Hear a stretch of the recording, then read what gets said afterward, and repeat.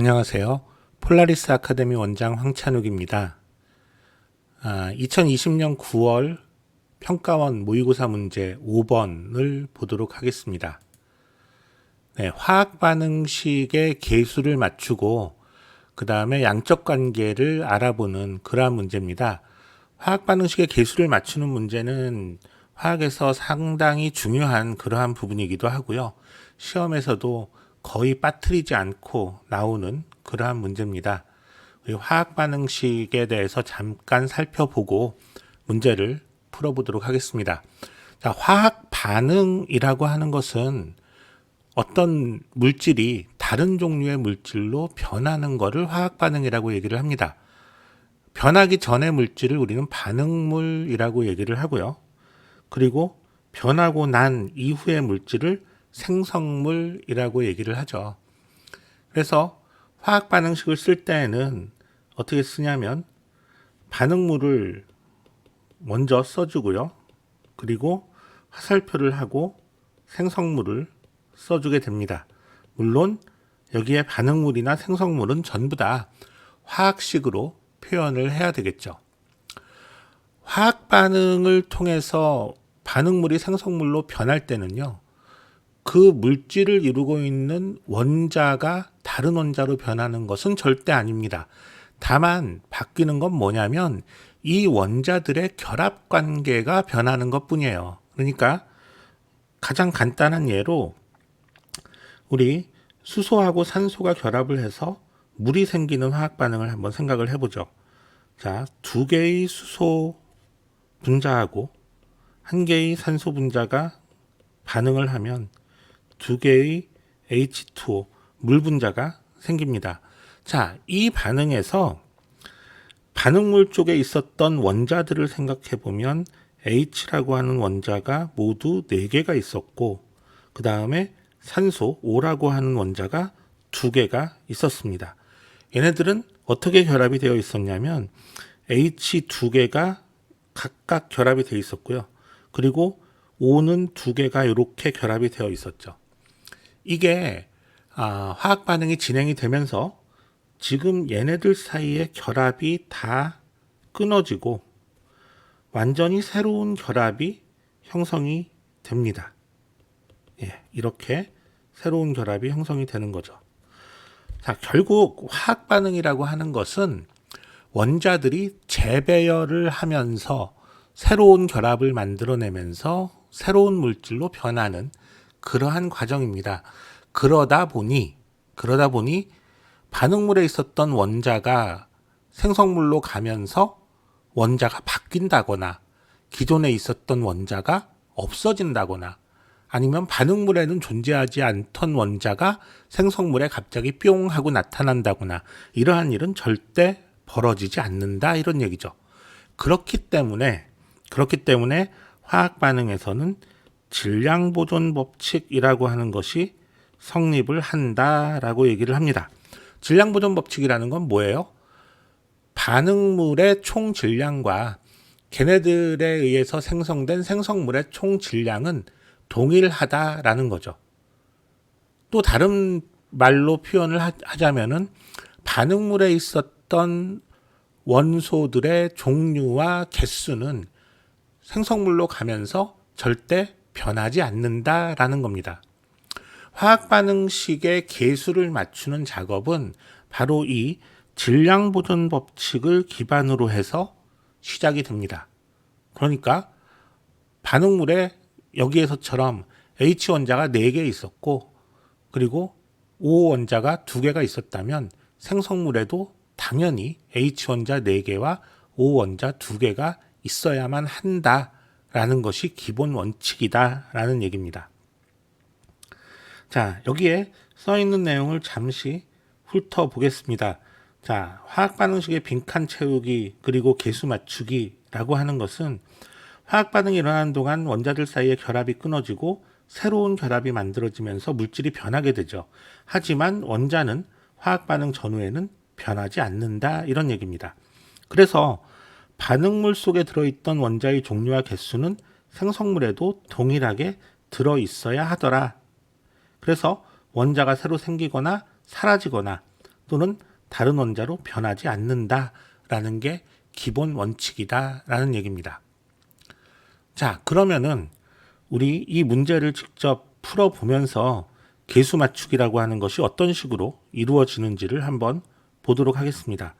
보통은 화학 반응식의 개수를 몽땅 다 비워놓고 개수를 맞춰라 이렇게 되는데, 이 문제에서는 다행스럽게도 아니면은 너무 문제를 쉽게 내려고 했는지 한 군데만 지금 개수가 비어 있는 상태입니다. 하지만 우린 저거 무시하고 한번 그 다 비어 있는 상태에서 한번 맞춰 보도록 하겠습니다. 자, 아세트알데하이드하고 그 다음에 산소가 반응을 해서 이산화탄소와 물이 만들어지는 이러한 반응입니다. 자, 개수가 하나도 주어지지 않았다라고 생각을 하고 어떻게 문제를 접근하는지 보겠습니다. 자, 보통 이럴 경우에는요, 어떻게 하냐면 가장 복잡한 물질, 그러니까 그 원소의 종류가 가장 많은 그러한 물질을 찾아서 그놈을 기준으로 해서 생각을 하기 시작을 하면 됩니다.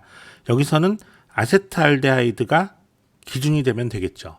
그래서 이놈의 개수를 1이라고 생각을 하고 그 다음에 각각의 원소별로 양쪽의 개수가 맞도록 만들어주면 된다, 이러한 얘기입니다. 자, 우선 지금 반응물 쪽에 보면 탄소 원자가 2개가 있죠. 근데 생성물 쪽에 보니까 탄소 원자가 있는 거는 이산화탄소 하나뿐입니다. 반응물에 탄소 원자가 지금 2개가 있으니까요, 생성물 쪽에서도 탄소 원자가 2개가 되기 위해선 여기 앞에 개수 2를 넣어줘야 되겠습니다. 자, 마찬가지로 수소 원자를 보면 반응물에는 수소 원자가 총 4개가 있고요. 그리고 생성물 쪽에 보니까 수소 원자는 물에만 들어있는 그러한 상태입니다. 물 분자 하나에 수소 원자가 2개가 들어있으니까요, 반응물 쪽의 수소 원자 개수랑 맞추기 위해서는 여기도 개수가 2가 돼야 되겠습니다. 자, 그러면은 이제 남아있는 자리는 딱 한 군데 남았죠. 바로 반응물에 있는 요 산소 분자 앞에 개수만 맞춰주면 되겠습니다. 자, 지금까지 맞춰놓은 개수를 기준으로 해서 그 생성물에 있는 산소 원자의 개수를 살펴보겠습니다. 산소 원자의 개수는 이산화탄소에 총 4개가 있고 물에 총 6개가 있네요. 6개가 아니죠. 물에 2개가 있어서 총 6개가 있습니다. 그런데 아세트알데하이드에는 산소 원자가 하나밖에 안 들어있으니까요, 바로 이 자리에 산소 원자가 5개가 되도록 만들어야 되겠습니다. 산소 분자는 분자 하나당 원자가 2개가 있는 상태이기 때문에 얘를 5개로 만들려면 이 자리는 2분의 5 이러한 값이 들어가야 되겠습니다. 자, 보통 그 화학 반응식의 개수는요, 언제나 정수가 되도록 만들어주는 게 일반적인 방법이니까 지금 이 상태에서는 전체에다가 2를 곱해서 그 화학 반응식을 정리를 해주는 것이 좋겠습니다. 그래서 최종적인 화학 반응식은 이러한 모양이 돼야 되겠죠. 자, 문제를 풀다 보니까 우리 여기에 있는 x의 값이 계산이 됐습니다. x는 5가 되어야 되는 그러한 상황이네요. 물론 이 문제를 처음부터 이렇게 풀지 않고 그냥 어차피 여기에 개수가 2하고 4가 주어져 있으니까요, 그냥 산소의 개수만 양쪽 비교하면 x가 5라는 사실은 금방 알 수 있는 그러한 사실입니다. 그러니까 뭐 굳이 이렇게 할 필요는 없었는데 우리 연습 삼아서 한번 살펴봤습니다. 자, 다시 우리 개념 정리 쪽으로 좀 돌아오겠습니다. 자, 화학 반응식의 개수를 열심히 맞춰 봤는데요. 여기에 2, 여기에 2, 그 다음에 5, 4 이렇게 개수가 나왔는데, 이러한 화학 반응식의 개수의 의미는 과연 무엇이냐? 화학 반응식의 개수의 B는 반응에 의해서 소모되는 반응물 그리고 생성되는 생성물의 몰수비 그리고 분자수의 비를 의미를 합니다. 물론 반응물과 생성물이 모두 기체일 때는 부피비도 개수비와 동일하더라 라는 것을 우리는 알고 있죠. 자, 이제 문제로 돌아가 보겠습니다. 실제 이 문제에서 요구하는 것은 뭐였냐면 1몰의 CO2가 생성이 될 때 반응한 O2의 양은 어떻게 되느냐라는 게 문제였습니다.